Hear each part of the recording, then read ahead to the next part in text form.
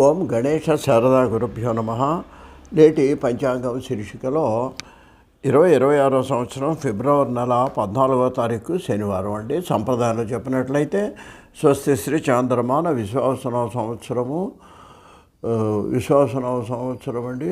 ఉత్తరాయణము శిశిర ఋతువు మాఘమాసంలో కృష్ణపక్షం ఇవాళ ద్వాదశి పగలు 3:29 వరకు ఉంది. పూర్వాషాఢ నక్షత్రం సాయంత్రం 6:03 వరకు ఉంది. రాత్రి ఉదయం 2:30 నుంచి 4:20 వరకు ఉందండి. శనివారం కాబట్టి ఉదయం దుర్ముహూర్తం 7 గంటల నుంచి 8 గంటల వరకు ఉదయం దుర్ముహూర్తం ఉంటుంది. తిథి ద్వాదశి. మరి ద్వాదశి పగలు వెళ్ళిపోయిన తర్వాత 3 తర్వాత త్రయోదశి వచ్చింది.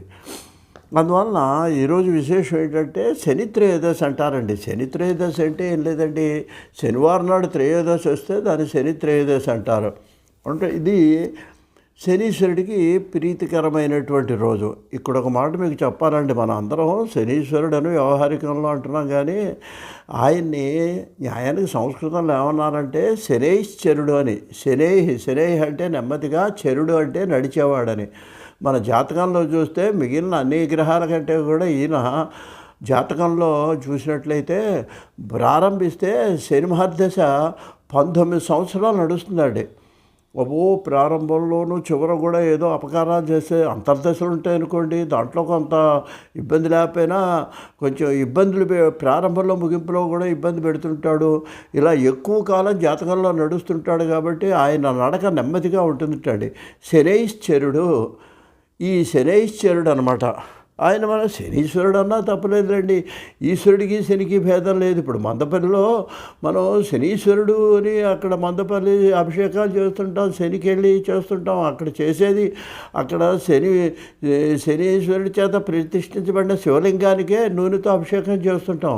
కాబట్టి అది కూడా ఏం దోషం లేదనుకుంటే, కాకపోతే అసలు ఆయన శనైశ్వరుడు అనేది ఆయన పేరు. ఇక చూసినట్లయితే మనకి ఈ రోజున వీలైతే తూర్పుగోదావరి జిల్లా మందపల్లి అనే చోట చాలా ప్రసిద్ధమైంది.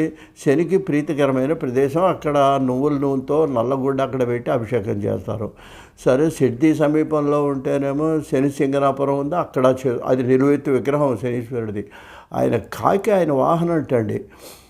ఇంకా ఇవన్నీ మేము ఎక్కడికి కుదురుతాం అంటే, మీ ఊళ్ళోనే శివాలయం, ప్రతి గుళ్ళో కూడా నవగ్రహ మండపాలు ఉంటాయి. అక్కడ శని ఉంటాడండి, అక్కడ శని గ్రహం ఉంటుంది. అక్కడ కొద్దిగా నువ్వుల నూనె తీసుకెళ్ళి జాతక దోషాలున్న వాళ్ళు కొంచెం ఈ రోజున ఆ నువ్వుల నూనె స్నానం చేసిన తర్వాత ఆయనకి అభిషేకం చేసి దండం పెట్టుకొని శనైశ్వరాయ నమః